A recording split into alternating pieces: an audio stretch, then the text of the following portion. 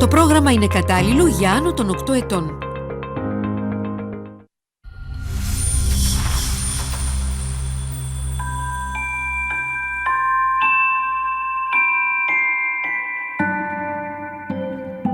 As the sun sets, darkness fills the sky. And then, the stars come out to shine.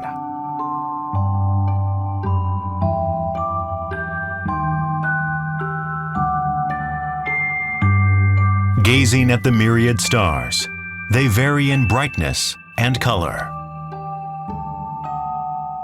Our universe is brimming with light. But billions of years ago, our nascent universe looked very different.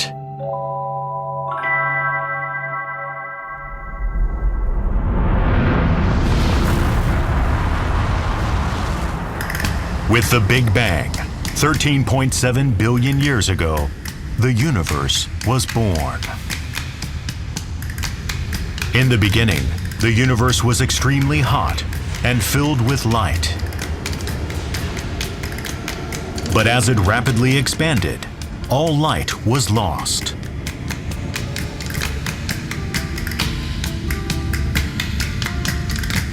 In the pitch-black universe, only gases floated by, and not a single shining star was to be seen. How did this total darkness become the light-filled universe that we know today? So the end of a dark age occurred when the first fluctuations, the first overdense regions, stopped expanding and contracted and somehow turned into the first stars. Light was introduced to this dark universe for the first time. This change was brought about by the celestial bodies known as the first stars. It's thought that these first stars can be seen 13 billion light years away. Now scientists around the world are vying to catch a glimpse of them. First stars are the very origin of everything in the universe. The first stars are a lifetime challenge for me to hope to understand. We may not get there. I think the concept of the first stars is very fascinating. They were first in the universe. They were the first objects in the universe. And actually their existence changed everything. What kind of stars were the first ever stars in the universe? What effects did they subsequently have on the universe?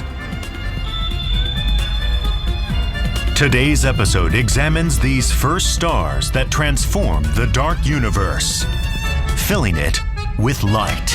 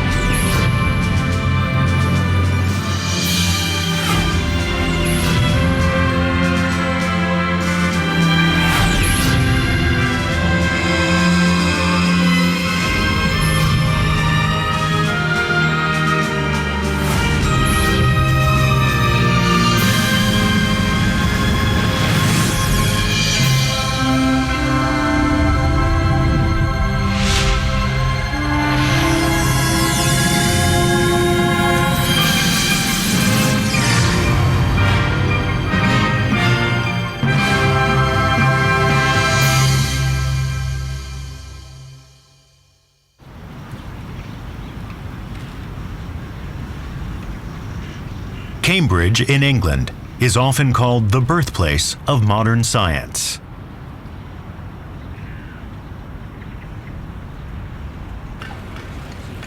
It has produced many great thinkers, such as Darwin and Newton.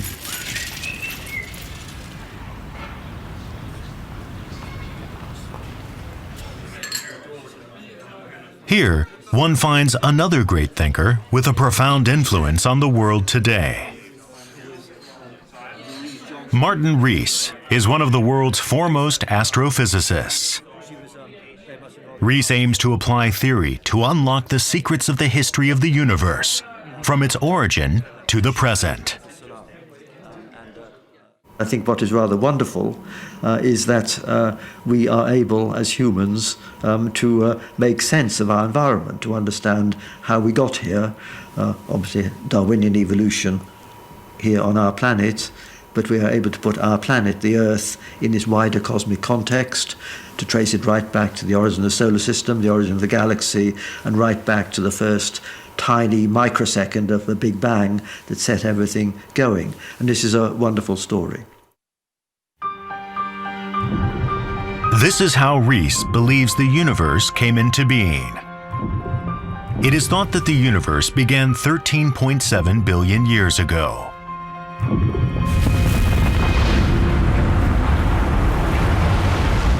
It all began with the Big Bang. The newly created universe started off in a high-energy state, filled with light.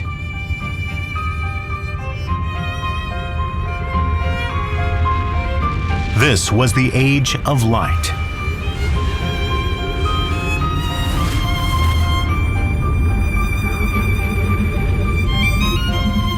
Once the universe had cooled down to 6,000 degrees Celsius, helium was created.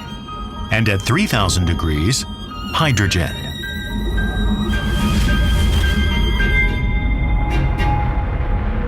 Temperatures continued to drop.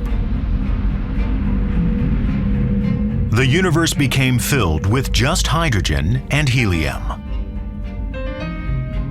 As time passed, the visible light that had once filled the universe gradually stretched to longer wavelengths. And by around 500,000 years after the Big Bang, there was no light left that could be seen. This marked the end of the Age of Light and the beginning of the Dark Ages, according to Rees. Let's turn back the clock from the present to the beginning of the universe, 13.7 billion years ago.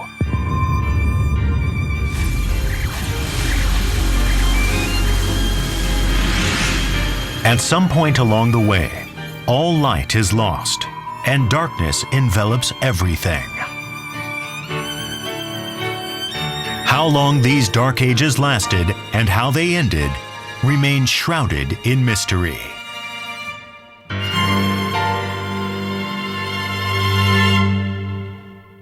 One of the things that I'm very interested in myself is how we can actually probe the way the first light happened in the universe, when the first structures formed and lit it up.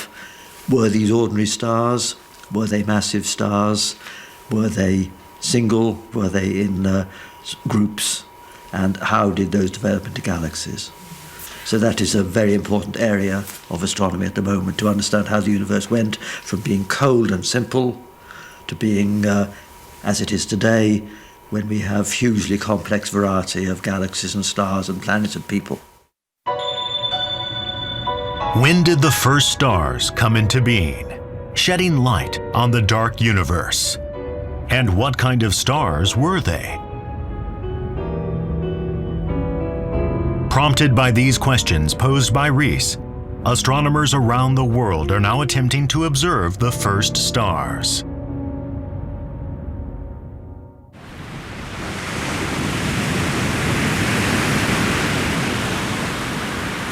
One scientist is trying to observe the first stars directly.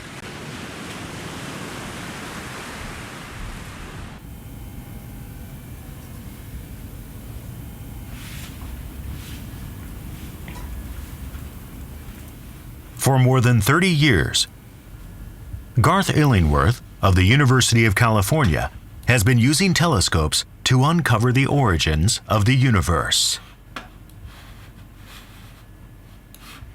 It's actually interesting because what we're doing here is searching for the youngest objects.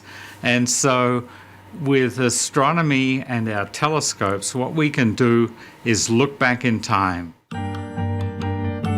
To look at the distant universe is to look at the past. Light emitted at a certain moment in the past travels at the speed of light. As light travels, time continues to pass. And so what the observer sees at a distance is not the present, but in fact, the past. In other words, when we see a star that is 10 billion light years away, we are actually seeing how it looked 10 billion years ago. It's exciting to be looking out to the earliest possible times. One of the things that is behind all of what we do is trying to understand our place in the universe. And so, as a person, I think I come to this with a desire to really understand our origins. Back when Illingworth began his research, the largest telescopes were the ground-based 4-meter aperture telescopes. At the time, he and his colleagues focused on galaxies, the huge gatherings of stars, to observe the universe as far away in distance and therefore in time as possible. In 1990, this was the most distant galaxy that could be observed at the time. Observed at a distance of 7.8 billion light-years away, it showed how the galaxy appeared 7.8 billion years ago. Yet this was still just half of the universe's 13.7 billion year history. It was around this time that the Hubble Space Telescope was launched.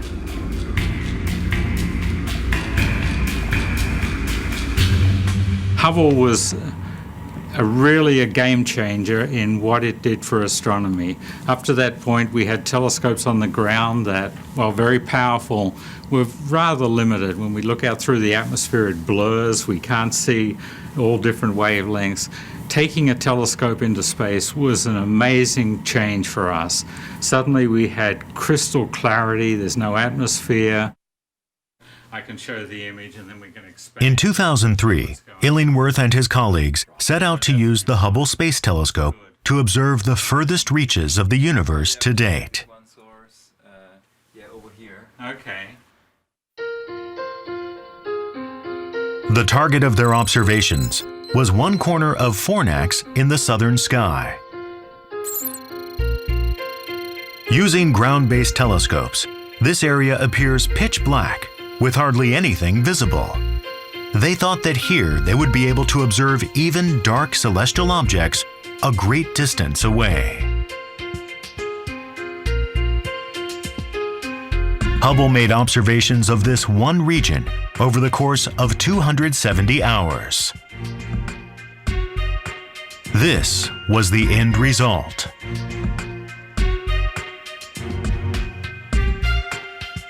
"10,000 galaxies of varying sizes had been captured. Many galaxies more than 10 billion light-years away were also discovered.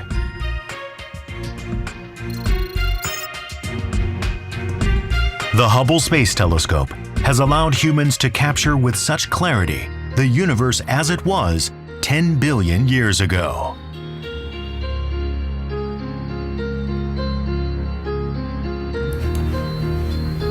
By looking out even further, it may be possible to observe the first ever stars that ended the Dark Ages.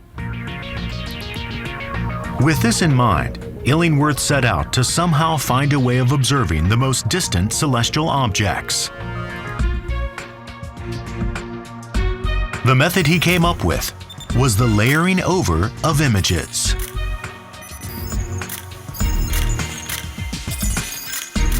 He layered together 2,062 Hubble images captured in various observing programs.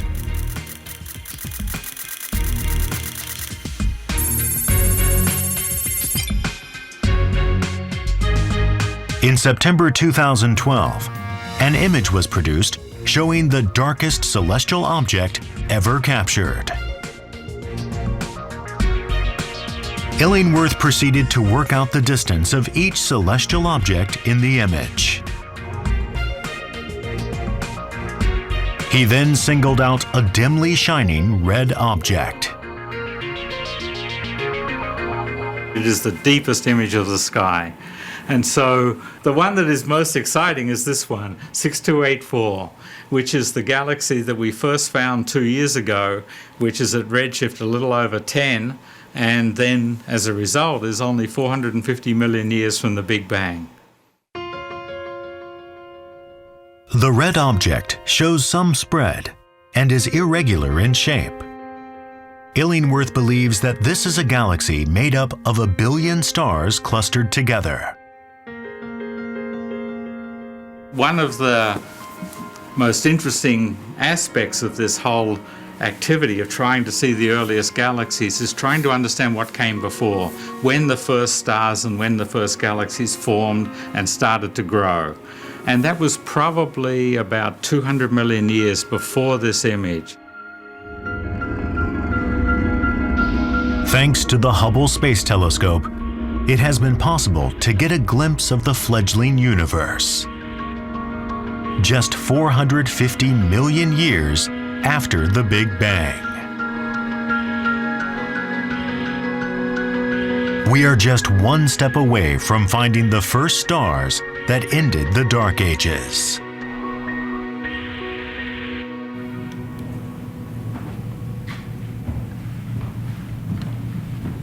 Looking into the distance is not the only way of searching for the first stars.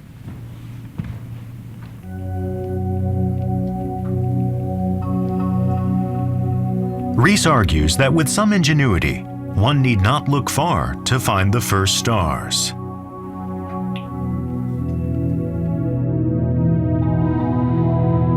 Rees believes that among the first stars born more than 13 billion years ago, a few still survive, continuing to shine.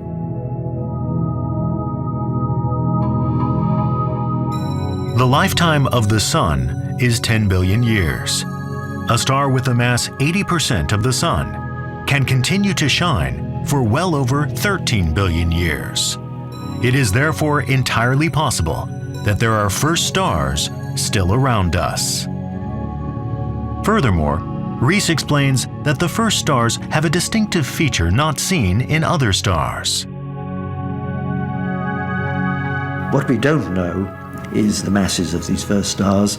We don't know how many there were, we don't know exactly when they formed, and that is one of the frontier areas of our subject at the moment.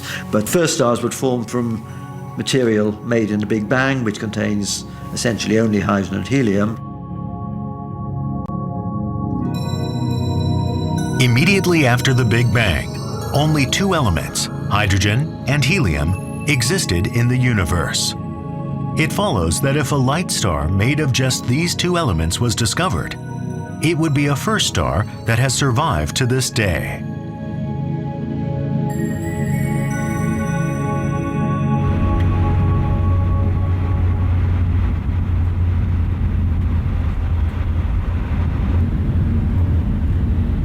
One scientist is seeking to prove this theory by seeing if there are any surviving first stars near us.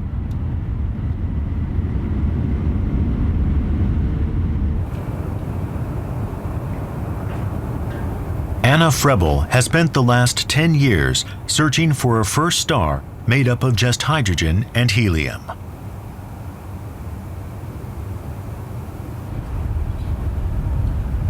My research program focuses on finding the oldest, most matter-poor stars.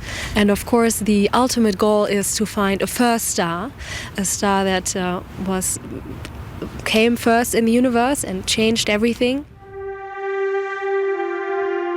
Born and raised in Germany, Frebel loved stars even as a child.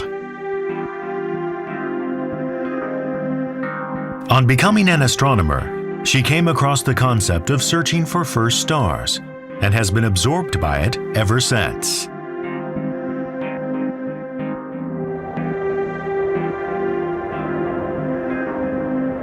Frebel is currently carrying out observations at Las Campanas Observatory in Chile.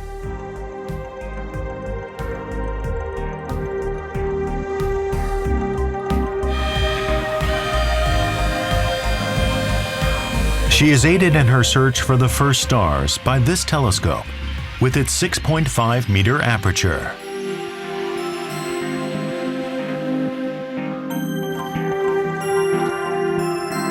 It's 7:30 in the evening. Frebel begins her observations.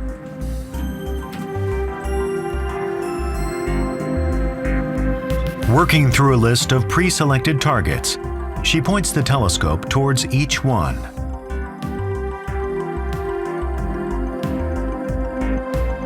This evening, the plan is to observe more than 30 stars.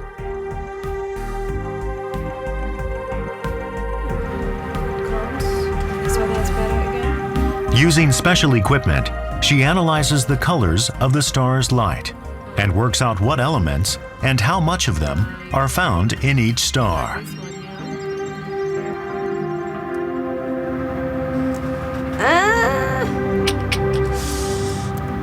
Whoops. Nope, we will abort this one here. Can we go to target number 8, please? This is a star that we observed earlier tonight, and this is one of the most matter-poor ones we found this run. What you can see is that the lines here, the strong magnesium lines, become much weaker. If it was a first star, we would see just continuum, no lines at all. But these are pretty weak already, so we're almost there.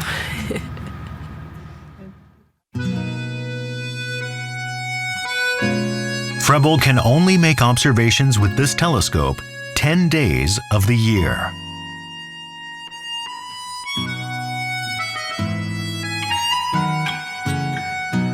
To maximize the precious time she has here, observations are carried out non-stop until dawn.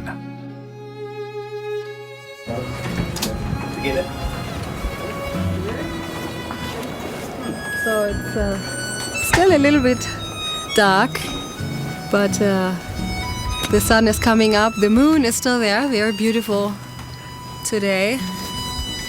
So body is already closed. We are just closing up now.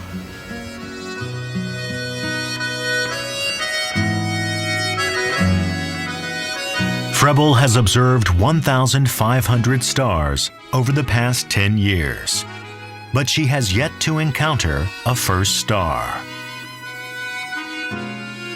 If you want to find the needle in the haystack, you have to be very persistent, right? We are looking for objects that are very, very rare.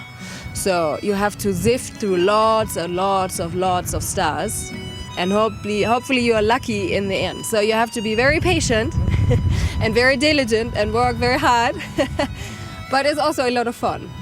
So you have to have fun as well.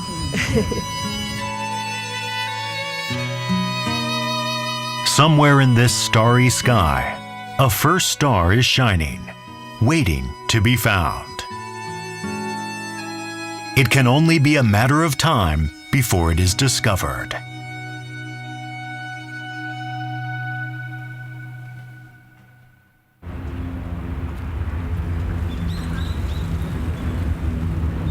Observational equipment, like ground-based giant telescopes and the Hubble Space Telescope, are being employed in the search for the first stars.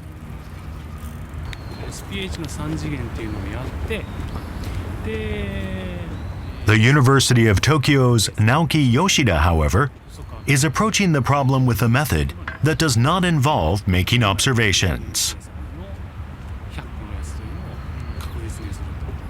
おそらく普通の天文学だと何かすでに観測された天体やら現象というものがあって、それをある意味理論やモデルを使って理解したいということを普通に考えるわけですね。で、私の場合はそのアプローチが逆というか、今とにかくこういうことが分かっていますと。で、そこから何かが起こってまだ観測されてはいないんだけれども、理論的にはどういうことが起こるべきなんだろうかということを明らかにしたいと思いました。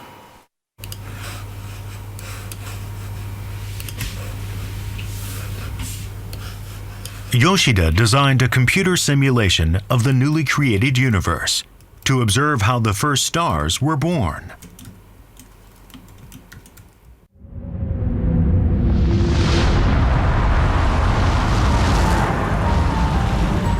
Just 380,000 years after the Big Bang, intense light was emitted all over the universe. By looking 13.7 billion light-years away, it should still be possible to observe this light as microwaves.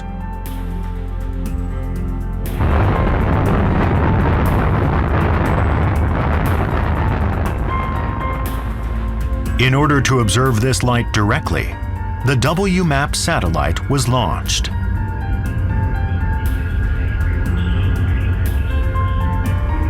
The light from 13.7 billion years ago is observed from all directions in the universe.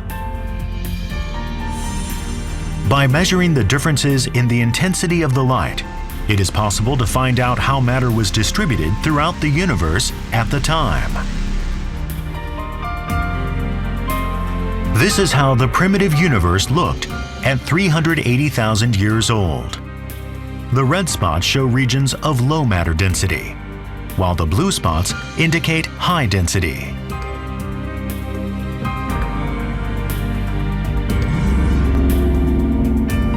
We now know how the universe looked 13.7 billion years ago, just before the Dark Ages.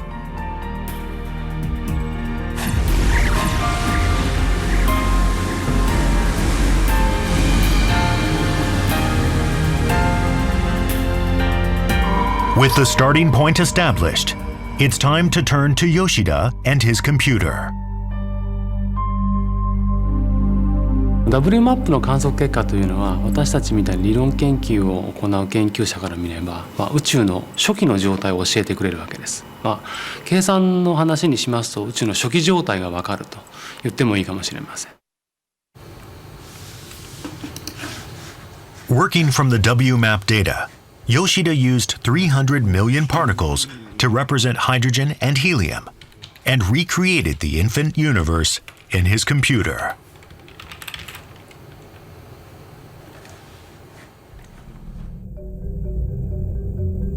What looks like smoke are actually particles. The laws of nature that function between the particles should remain the same today as they were 13.7 billion years ago. Using 107 formulae, including the equations of fluid dynamics that govern the motion of gas, Einstein's equations for the expansion of the universe, and the equations for the chemical reactions of hydrogen and helium, Yoshida made accurate calculations of the particles' behavior.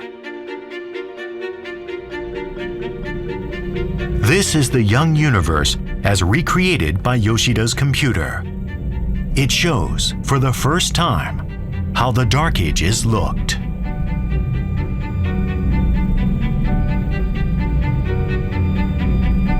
The hydrogen and helium that had been drifting about start becoming uneven in density.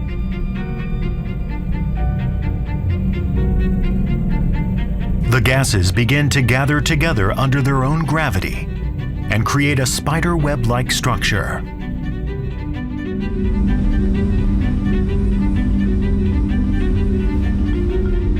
It took 7 years to attain these results.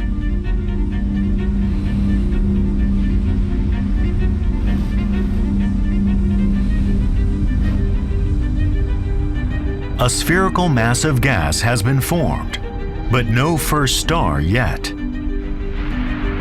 To keep looking beyond this point, calculations within smaller time frames were necessary. And so 3 years were spent developing a new model to recreate what happened at the center of the clouds of gas. These are the results. The onion-like structure shows the density of gas. The density increases towards the center of the mass. Here's what happens as time passes. The density of the gas at the top and bottom decreases.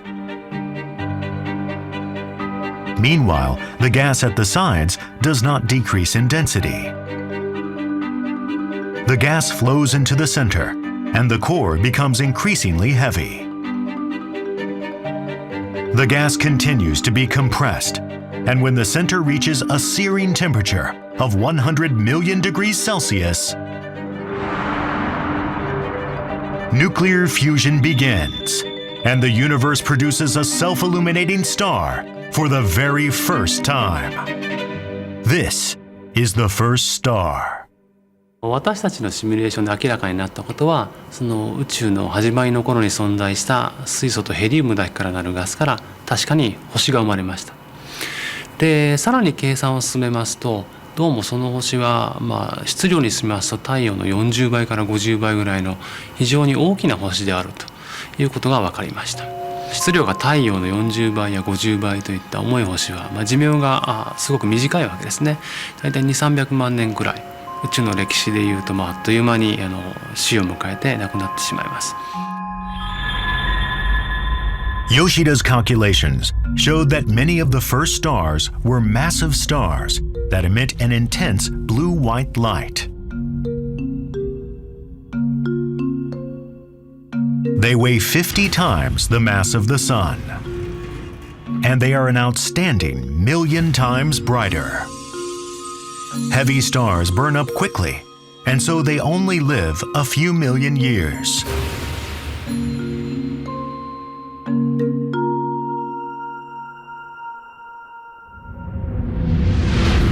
This is the story of the birth of the very first star, as revealed by Yoshida's computer model.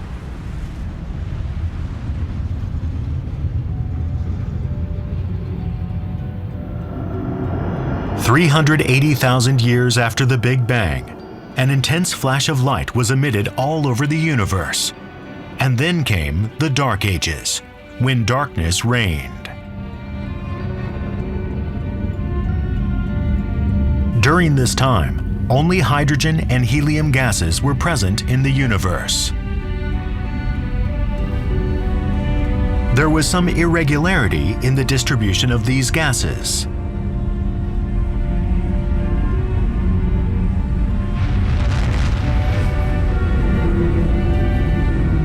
Gas was drawn into the denser regions by gravity, creating a cloud of gas.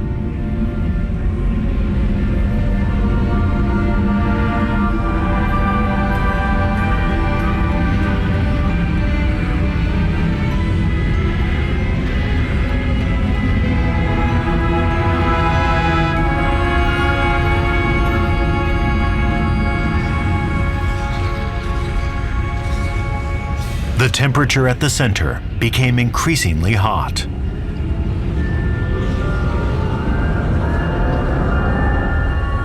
When it reached 100 million degrees Celsius, nuclear fusion began, blasting off the surrounding gas.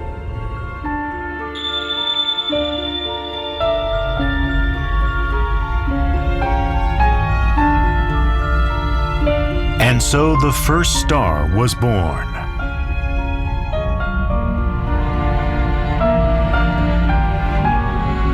The temperature of the bright blue surface is 100,000 degrees Celsius. Its brightness, 1,000,000 times that of the sun.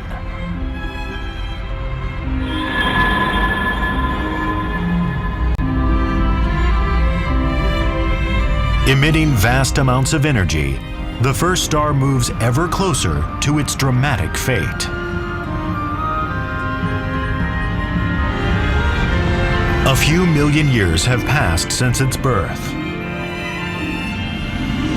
The star bursts in a huge explosion, and it comes to the end of its life.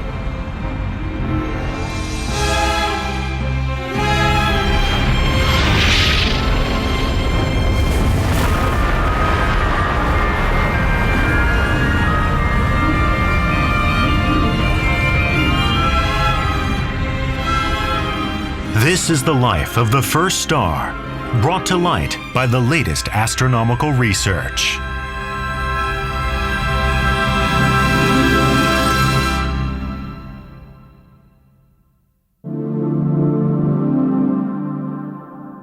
Yoshida's calculations have revealed the spectacular ending to a first star's life. The explosion lasts just a moment, but releases such an intense burst of energy that it may be possible to observe it, even if it happened more than 13 billion light-years away. Swift is an astronomy spacecraft launched in 2004 to observe massive explosive phenomena.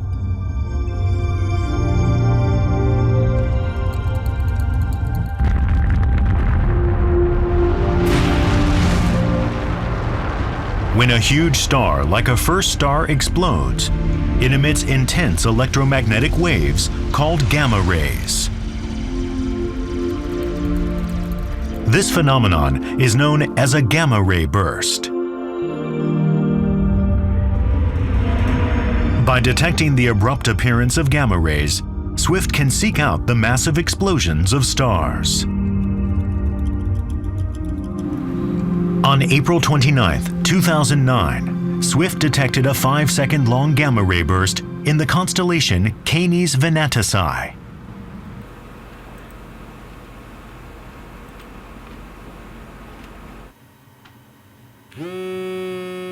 When a massive explosion is detected, researchers around the world are alerted immediately. The news sent a ripple of excitement through astronomers worldwide.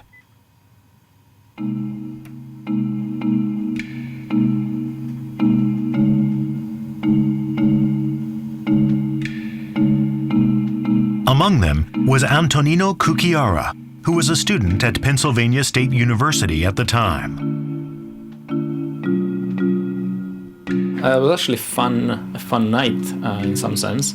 I think it was like right after dinner. I was working on my thesis, so I was up late. I think it was like 11:30 night when I got the first Swift messages. We needed to act right away. The main reason for that is because we had access to Hawaiian telescopes, and I was in the East Coast. Already was in night, so it was sunset in Hawaii. So the night was just started. By turning a telescope to the explosion immediately after its detection, it would be possible to make detailed observations.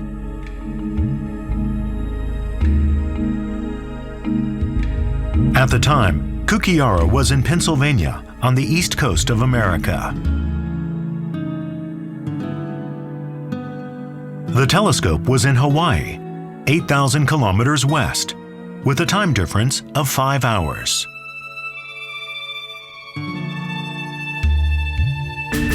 The sun was setting in Hawaii when Swift detected the explosion.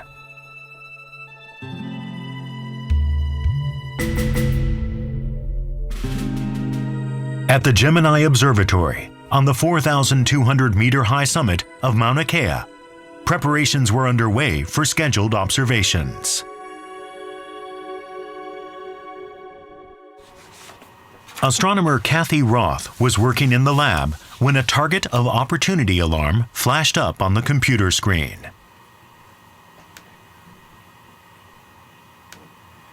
Attention, target of opportunity.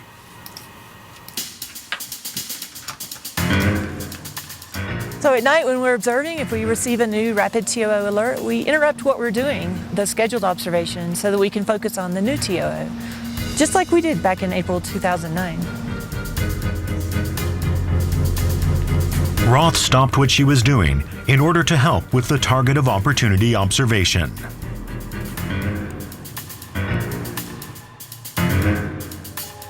Two and a half hours after Swift had detected the explosion, a giant 8-meter aperture telescope was turned to its direction.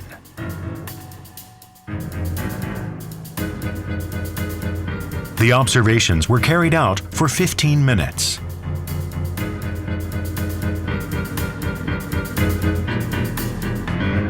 But nothing could be seen.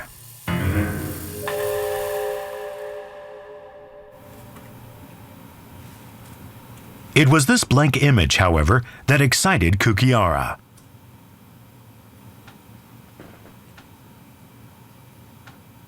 So if you don't see anything in your optical images, it's already a sign that this object can really be one of those most interesting ones. So it was really exciting. Everybody was excited. Light emanating from the distant universe of the first stars has its wavelength stretched by more than 10 times under the influence of cosmic expansion. This has the effect of changing the light into infrared waves invisible to the human eye. In other words, if this were a first star explosion, it wouldn't be visible as ordinary light, but only as infrared. I think it was like 3 a.m. in the morning at that point, so it was kind of interesting because at that point my colleague in Europe and in UK were well awake, so I coordinated with them. We decided to go with another set of observation, the infrared. Roth, meanwhile, was busy in the control room. This is the raw acquisition image in the R band, and this is the finding chart. What you would expect is you would see an object here, which I don't see anything there. So we zoom in a little bit to look a little harder, change the stretch, but I still don't see anything here. So then if you take an image in the infrared, however, K-band in this case, then you start to see there is a faint object there. If this explosion had occurred more than 13 billion light years away, it's possible that it was a star from more than 13 billion years ago. In other words, a first star. To calculate the accurate distance from the exploding star, Kukihara decided to carry out a third set of observations, using equipment that analyzes the colors in light.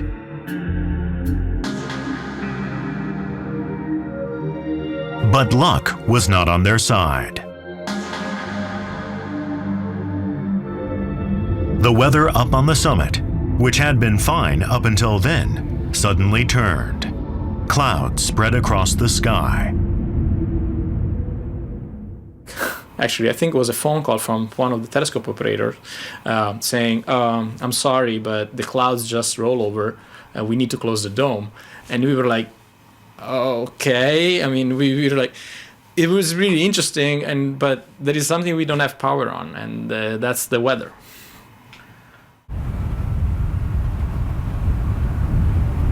The next day, the telescope was turned to the same spot again. The light was too faint, however, to carry out the intended observations.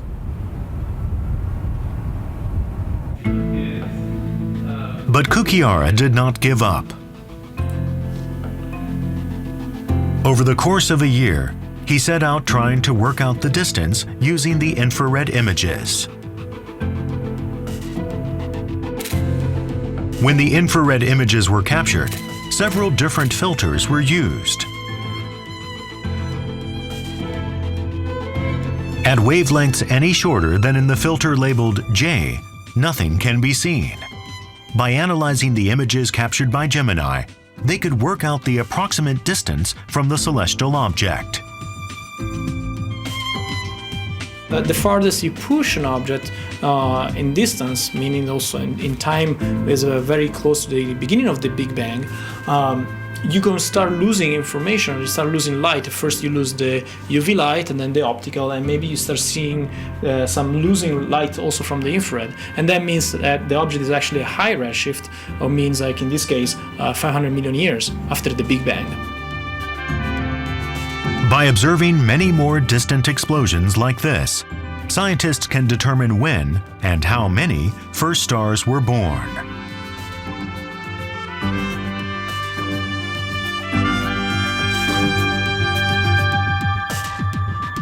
Discovering these GRBs was incredible. Was the proof that the theory was right and we were on the right track. We can really continue this discovery, continue this search for the GRBs, for the first stars.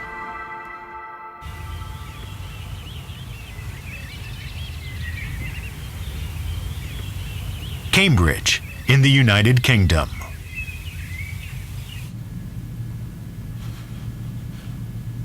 Martin Rees believes that the appearance of the first stars transformed the course of history for the universe.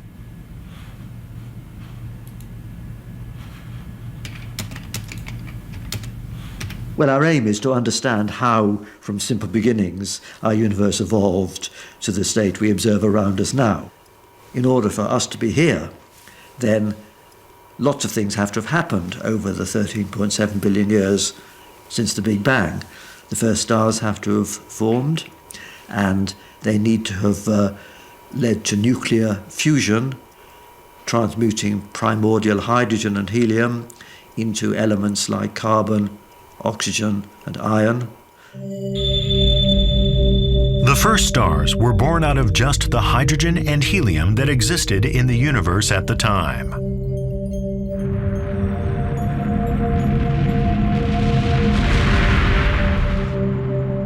Inside the first stars, nuclear fusion took place, creating elements like carbon, nitrogen, oxygen, and iron out of the hydrogen and helium.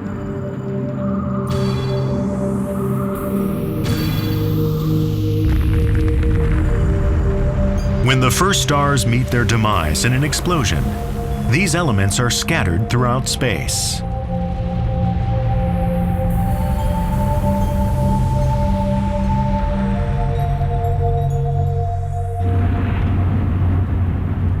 One scientist is making observations of the elements created by the first stars.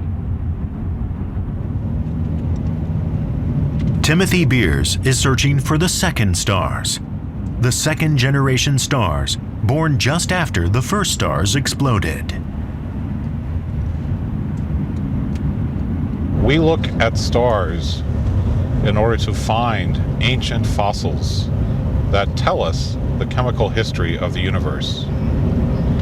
Some call this galactic archaeology because it is similar to digging for fossils on the Earth. We dig for our fossils on the mountain, and we find those in the sky. Second stars contain elements such as carbon and oxygen that were created by the first stars. It was thought that the quantity of these elements would be just 1/10,000th of what is found in the Sun.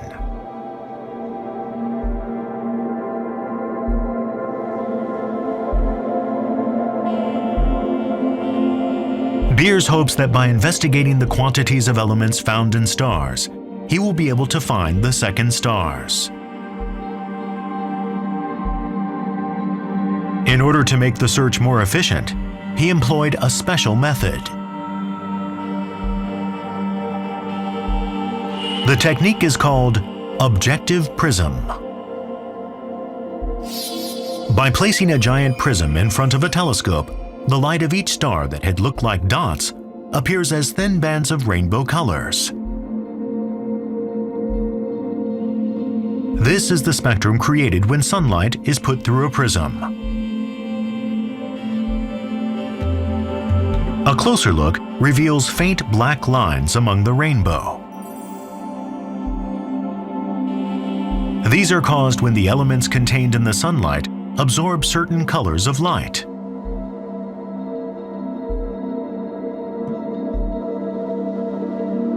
These black lines are known as absorption lines.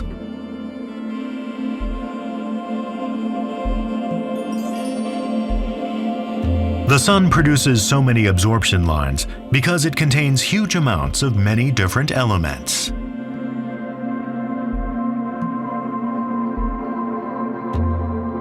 The second stars that Beers is looking for, on the other hand, contain hardly any elements apart from hydrogen and helium, which means there should be very few absorption lines.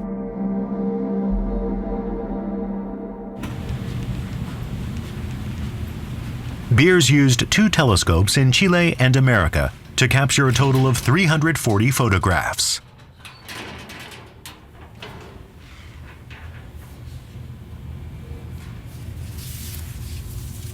the glass photographic plates have been carefully stored.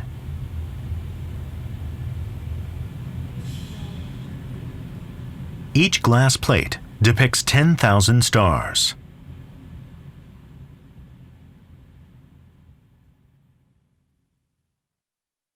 Up close, absorption lines can be seen on most of the stars.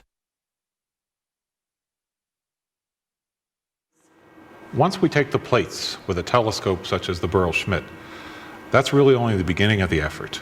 We have to find the most interesting chemically ancient stars. With that microscope, we could determine whether a star was likely to be interesting or not. Using this method, this candidate was singled out as a potential second star. It certainly shows almost no absorption lines. Such candidate stars were then observed through a larger telescope. This enabled Beers to pick out 1,044 second stars.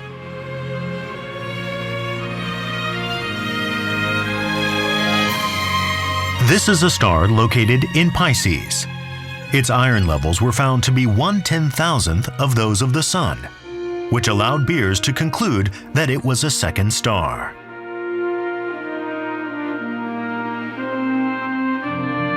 A further investigation threw up a surprise. The carbon levels were 100 times greater than what was predicted.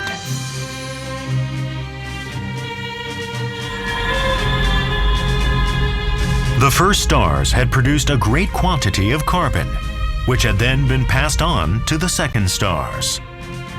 One of the most exciting results of the last 2 or 3 years has been the recognition that the first stars produce very large amounts of carbon, nitrogen, and oxygen, the 3 fundamental elements without which, as far as we know, no life can be formed.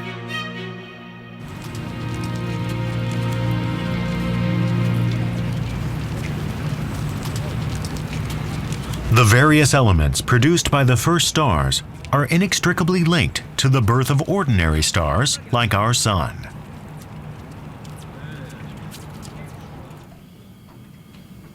This is the theory put forth by one researcher.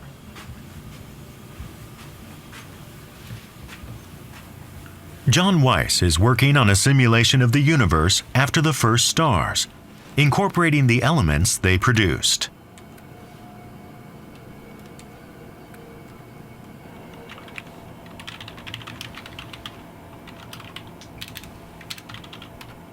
At these early times, you can see that there's very little structure in the universe. You have these small perturbations that form these filaments, and we call this the cosmic web. And within this cosmic web, you start forming these first stars. And we can see one here that's lighting up the first regions in this simulation with its radiation. And you only have these 3 first generation stars, these first stars forming. But if we play this animation of the simulation forward in time, we have all of these first stars forming, but at this time there are no galaxies. These first stars come before the galaxies. But only over time, you have more and more of these first stars forming, but only after around 500 million years, you start to see the formation of this galaxy right here. And this galaxy is small in comparison with the galaxies that we see today. It's only 1,000 the mass of our Milky Way. According to Weiss's simulation, the first stars themselves did not cluster together to form galaxies. A few 100 million years after the first stars were born, galaxies formed where the stars had been. How were these galaxies created?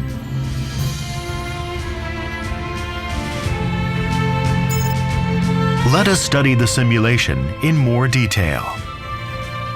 The top half of the screen shows Weiss's simulation of the universe, while the bottom half shows the distribution of elements such as carbon, oxygen, and iron at the time.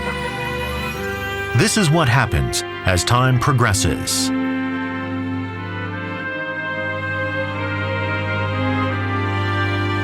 As the first stars explode, huge volumes of elements are scattered in certain areas. A multitude of stars are created where there are high concentrations of elements, giving rise to galaxies.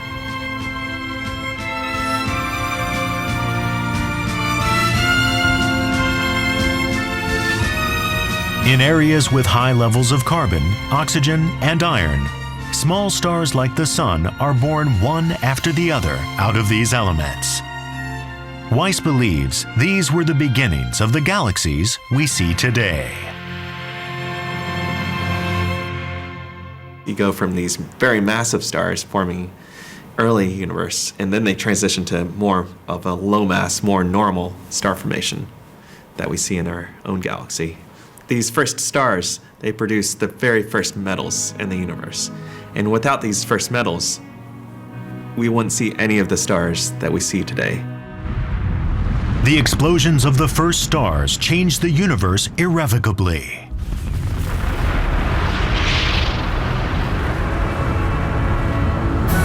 The explosions caused elements like carbon, oxygen, and iron to scatter all around. These became the building blocks from which a whole host of lighter stars, like the Sun, were born.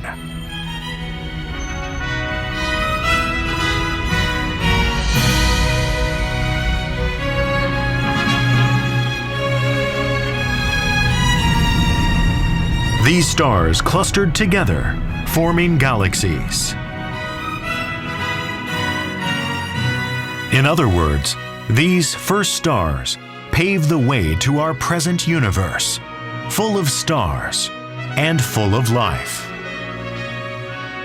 Well, I think we've made huge progress in this 10 years, and we made more in the next 10 years. I think, in a way, we realize how enormous the universe is, and this perhaps makes some people feel that humans are very trivial, but I think want to know where we came from. Was there a beginning? Is the universe infinite? Is there life elsewhere? All these are questions which we are trying to answer, and that's why it's such a wonderful subject.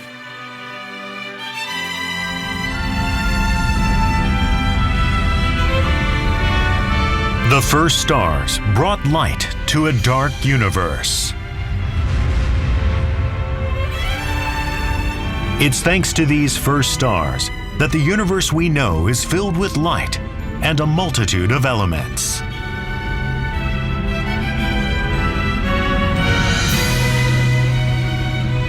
Stars like the Sun and life forms like ourselves can all be traced back to the first stars.